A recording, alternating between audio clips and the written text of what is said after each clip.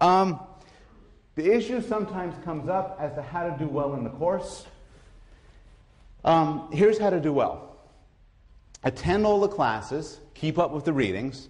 Ideally, keep up with the readings before you come to class. And one thing I would strongly suggest is to form some sort of study groups. Either formally or informally, have people you could talk to when the prior to the exams, or she's patting somebody next to her. I hope you know him. And in fact, what I want to do, not this class, because it's shopping period, I don't know who's coming next class or what, but I'll set up a few minutes prior at the beginning of class for people just to introduce themselves to the person next to them, so they have some sort of resource in the class. Now, this is a large class, and if you don't do anything about it, it can be very anonymous. And some of you may choose to pursue it that way, and that's totally fine. But what I would suggest you do is establish some contact with us, either with me or with any of the teaching fellows, and I'll introduce the teaching fellows sometime next week. You could talk to us at the beginning or the end of class. Unless there's special circumstances, I always try to come at least 10 minutes early, and I'm willing to stay late to talk to people.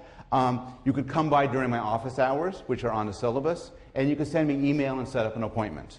I'm very willing to talk to students about intellectual ideas, about course problems, and so on. And if you see me at some point just on campus, you could introduce yourself. And I'd like to meet people from this class. So again, I want to stress, you have the option of staying anonymous in this class, but you also have the option of seeking out and making some sort of contact with us. Okay. That's the formal stuff of the course. What's this course about? Unlike a lot of other courses, some people come to intro psychology with some unusual motivations. Maybe you're crazy and hope to become less crazy. Maybe you want to learn how to study better, improve your sex life, interpret your dreams, and win friends and influence people. Those are not necessarily bad reasons to take this course. And with the exception of the sex part, this course might actually help you out with some of these things.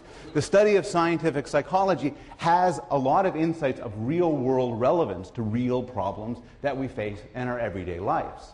And I want to try, and when these issues come up, I want to try to stress them and make you try to think about the extent to which the laboratory research I'll be talking about can affect your everyday life. How you study, how you interact with people, how you might try to persuade somebody of something else, what sort of therapy works best for you.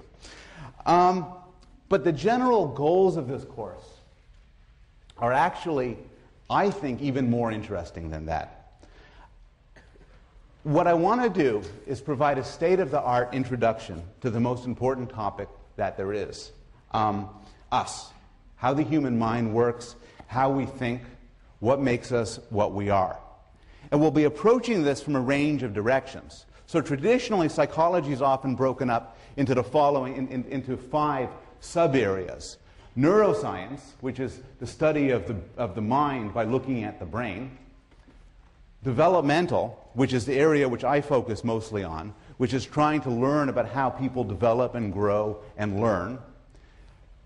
Cognitive, which is the one term of the 5 that might be unfamiliar to some of you, but it refers to a sort of computational approach to studying the mind, often viewing the mind on analogy with a computer and looking at how people do things like understand language, recognize objects, play games, and so on.